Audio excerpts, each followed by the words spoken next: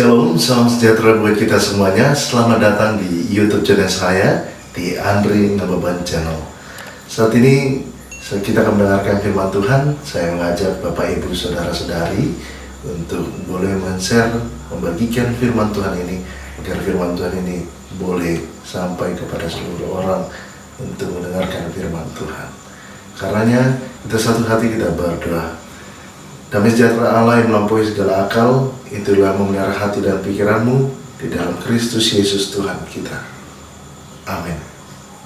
Saudara-saudara terkasih dalam nama Tuhan kita Yesus Kristus, firman Tuhan buat kita tertulis pada Keluaran pasal yang ke-20 ayat 1 sampai dengan ayatnya yang ke-11. Demikian pembacaan firman Tuhan. Ke-10 firman.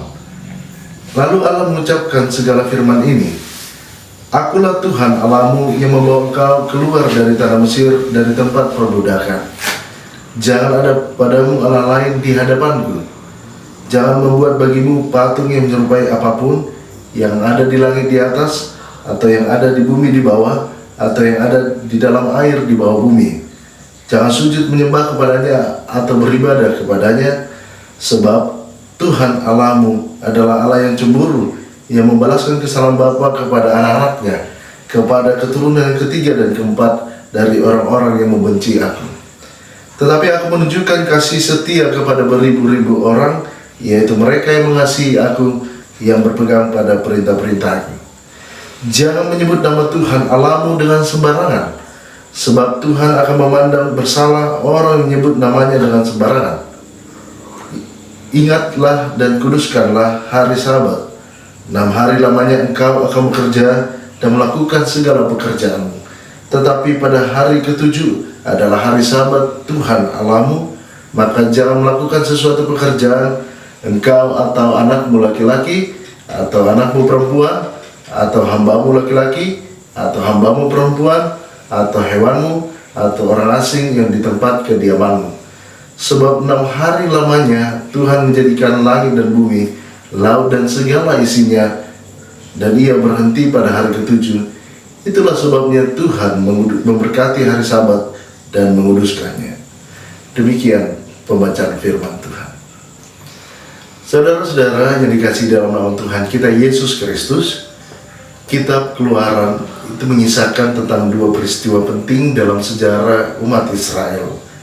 Keluarnya bangsa Israel dari Mesir, cerita tentang keluarnya umat dari Mesir yang meliputi itulah yang didatangkan Allah kepada bangsa Mesir, dan peristiwa atau kejadian di Gunung Sinai atau di Gunung Horeb, di mana Allah memberi 10 firman kepada Musa. Peristiwa keluaran ini menjadi penting karena Allah membuat Israel menjadi alatnya untuk menyelamatkan seluruh umat manusia. Tuhan memberikan 10 perintah dalam 2 loh batu kepada Musa seperti perwakilan bangsa Israel. Seperti yang kita tahu, bahwasanya titah pertama dan sampai keempat itu hubungan vertikal dengan Tuhan, artinya bagaimana mengasihi Allah, dan titah kelima sampai dengan titah ke-10 adalah tentang hubungan horizontal, yaitu hubungan yang mengasihi sesama manusia.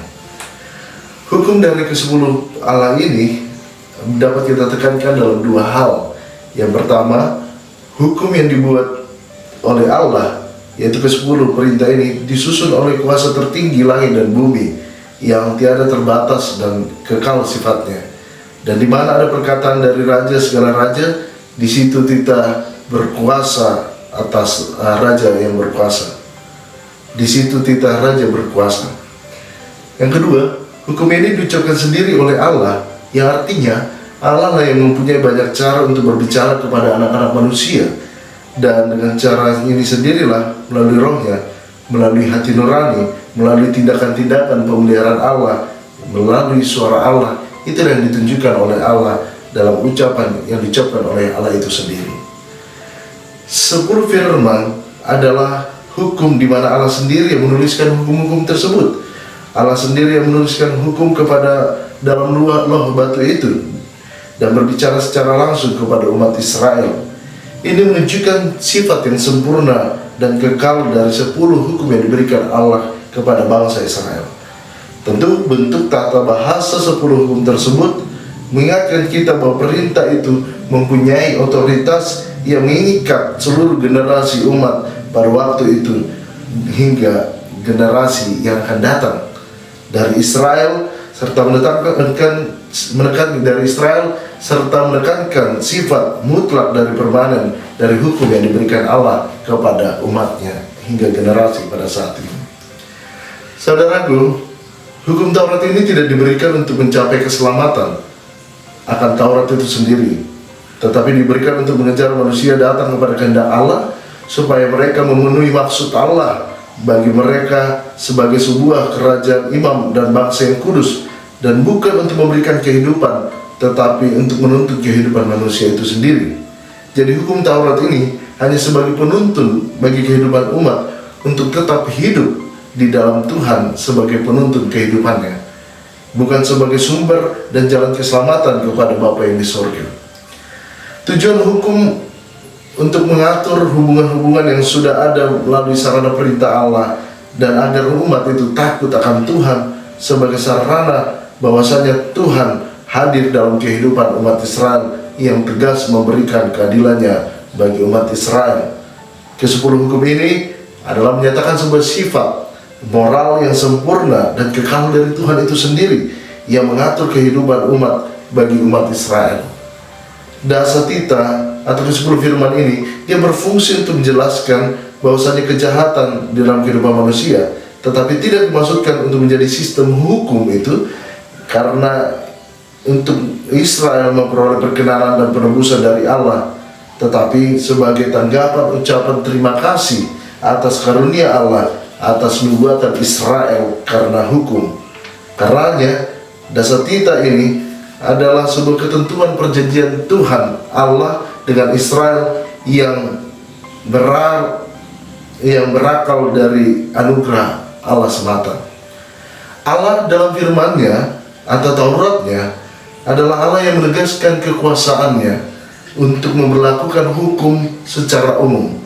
Allah menyatakan dirinya sendiri sebagai satu-satunya yang harus disembah dalam ibadah penyembahan. Umat Israel diikat di sini untuk taat pada keempat hukum ini dengan alasan yang sama sekali tidak bisa dipisahkan satu sama lainnya. Keempat dari pertama dalam hukum 10 itu menyangkut tentang kewajiban kita kepada Allah yang disebut dengan law bati yang pertama. Sementara law bati yang kedua ini menyangkut bagaimana hubungan kita dengan sesama manusia, bagaimana Allah sendiri menuntun, memberi pedoman kepada manusia itu sendiri. Dari semuanya itu, kita melihat dari seluruh tita dan dasar tita itu, perintah yang terdapat pada Nats Khotbah ini menekankan agar umat manusia sungguh-sungguh mengasihi Allah dengan segenap hati, dengan segenap jiwa, dan dengan segenap kekuatan. Saudaraku yang terkasih dalam nama Tuhan Yesus Kristus, minggu ini di tanggal 7 Maret 2021 ini adalah minggu okuli, yang berarti mataku tetap terarah kepada Tuhan. Di dalam Mazmur 25 ayat 15a yang mengajak kita untuk sungguh-sungguh menghayati dan menghidupi kasih Allah dalam kehidupan kita melalui penderitaan Yesus Kristus dalam menebus kita, menyelamatkan kita dari kuasa dosa dan maut. Penderitaan Yesus Kristus menjadi bukti kasih Allah yang tulus dan tidak terbatas buat kita umatnya. Perintah untuk mengasihi menjadi hukum yang utama dan pertama. Mengasihi Tuhan dengan segenap hati, dengan segenap jiwa, dan dengan segenap kekuatan adalah hidup orang percaya dalam patuh dan ketaatan kepada Tuhan yang lebih dahulu mengasihi manusia. Karenanya saudaraku, marilah kita mengasihi Allah yang tidak bisa dipisahkan dari mengasihi sesama manusia. Kasih Allah itu menjadi sumber kasih kepada sesama. Kasih itulah yang menguasai seluruh hidup orang-orang yang beriman. Inilah kasih kepada Allah itu sendiri. Tuhan memberkati kita, selamat bertumbuh di dalam Kristus Yesus dan saling mengasihi satu sama lain. Kita berdoa. Terpujilah Engkau Tuhan Yesus Kristus yang mengasihi kami dari awal hingga akhir, dari permulaan hingga Maranatha. Kami bersyukur Tuhan karena kasih-Mu kami ada hingga pada saat ini. Kami bersyukur punya Allah yang hebat dan dahsyat seperti-Mu Tuhan. Berkatilah kami Tuhan untuk boleh saling mengasihi satu sama lain, terutama mengasihi Engkau ya Allah. Di dalam nama Yesus Kristus yang mengasihi kami berdoa dan mengucap syukur padamu. Amin.